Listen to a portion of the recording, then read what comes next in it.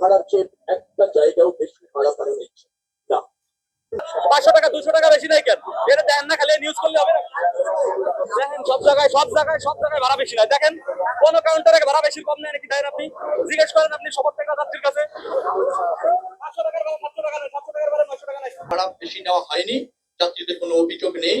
শৃঙ্খলার সাথে এই বাস স্ট্যান্ড থেকে যাত্রীরা ঢাকার বাইরে যেতে সক্ষম হয়েছে বাস পরিবহনের মাধ্যমে। আচ্ছা, একটা বিষয় আমার মাথায় আসে না, বাংলাদেশের সড়ক মন্ত্রী যেই হয় তার কি এরকম ছেঁড়া হয়? বুঝলাম না, এটা কি ওই চেয়ারের দোষ বা সিটের দোষ?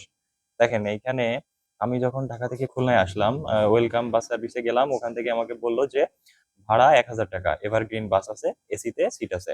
আমি ভাবলাম এভারগ্রিন গ্রিন লাইনের একটা ফিল পাওয়া যাবে, যেহেতু সাধারণ ভাড়া নর্মাল 800 টাকা, যারা রেগুলার যাতায়াত করেন জানেন এসিতে, তাহলে 1000 টাকা মানে ওরকম প্রিমিয়াম কিছু পাবো। এবং আমি অসুস্থ থাকায় আমি ভাবলাম অনেক ভালো একটা সার্ভিস, সুন্দর মতো বাসায় দেবো।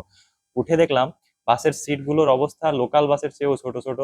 মানে এসির দুইটা মিলে ওর, মানে এসির একটা সিট মিলে ওর দুইটা সিট। এসির অবস্থা যা তা, সারা রাস্তায় কোনো যাত্রা বিরতি নাই। মানে কিডনি মিডনি পুরো লক অবস্থা। আর ভাড়া তো 1000 টাকা নিলই, ছাড়ার কথা 2টার সময়, ছাড়লো 2টা 30-এর পরে। এই হচ্ছে পরিস্থিতি। আর এই যে আমাদের সড়ক মন্ত্রীর বক্তব্য, তা তো শুনলেন। আপনারা কে কোথা থেকে ভাড়া বেশি দিয়ে বা কার কি অভিযোগ আছে, আপনাদের সাথেও কি এমন হয়েছে? একটু জানাবেন কমেন্ট বক্সে।